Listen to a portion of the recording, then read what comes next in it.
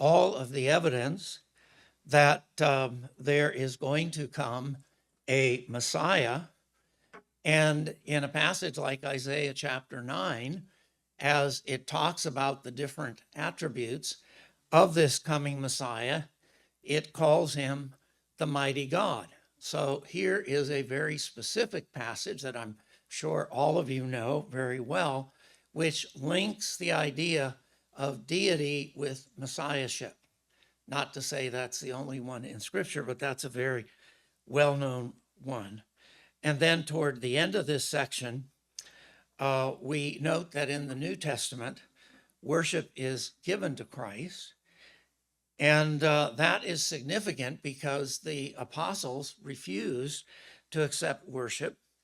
Mere angels also refused worship. Jesus taught that only God deserves worship, but Christ, in spite of all of these things, accepted and even encouraged worship of himself. And the Father commands worship of Christ, and Paul writes that someday everyone will worship Christ. If Jesus isn't God, then all of this is blasphemy. Well, the conclusion from all of these datas in the preceding page or pages rings loud and clear. Jesus Christ is God. Then on the bottom of page 19 and through page 20, most of page 20, we have evidence to the effect that the Holy Spirit is divine. And then toward the bottom of page 20, I begin to note several other things that Scripture teaches about these ideas, namely that Father, Son, and Holy Spirit are distinct persons. They're not identical. And that runs through about 3/4 of the page 21. In spite of that, Scripture also teaches that Father, Son, and Holy Spirit are one, in spite of the fact that they are distinct.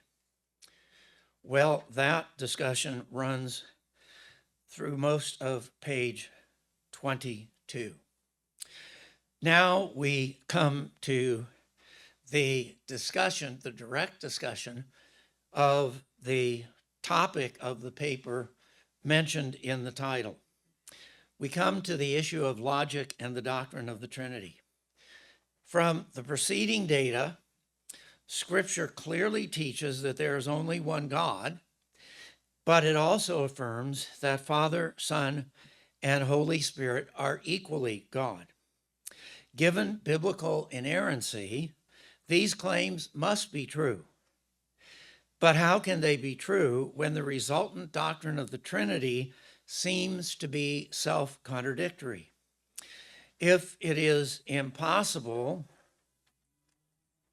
for that doctrine to be logically coherent, then not only is the doctrine false, but the Scriptures that warrant and even demand it cannot be inerrant.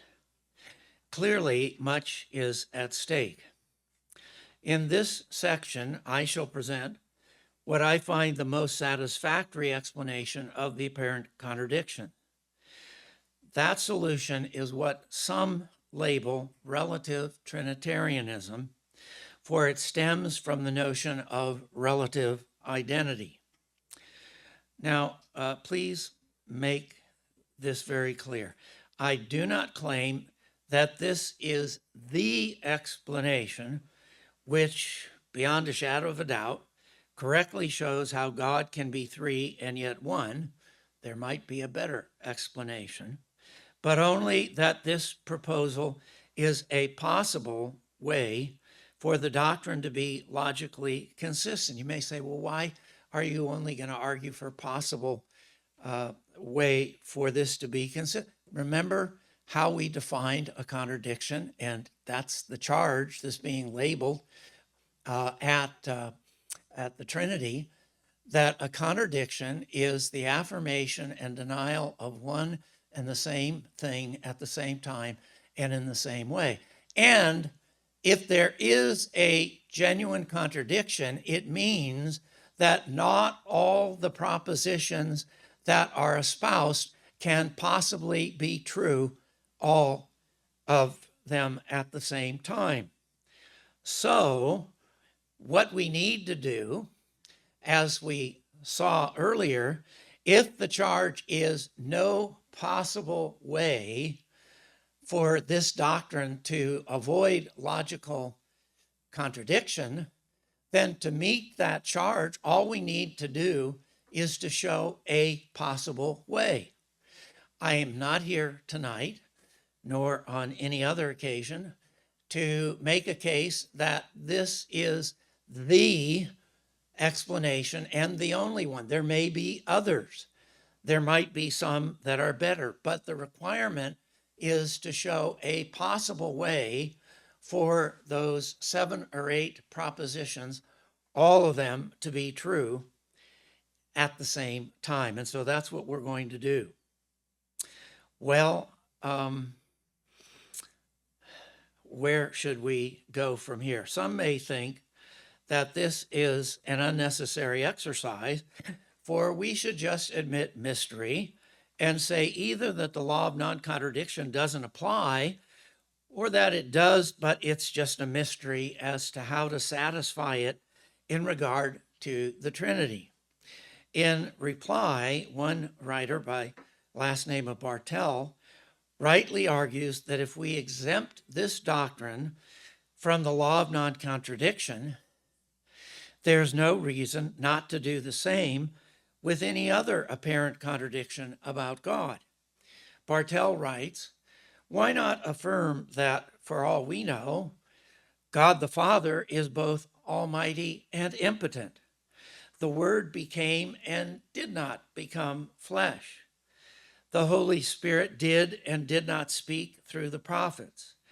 For it is unbearably arbitrary and counterintuitive to imagine that some theological contradictions are true whilst others are false. No, logical inconsistency is a sure sign of falsehood. And that's one of the reasons this is such an important topic.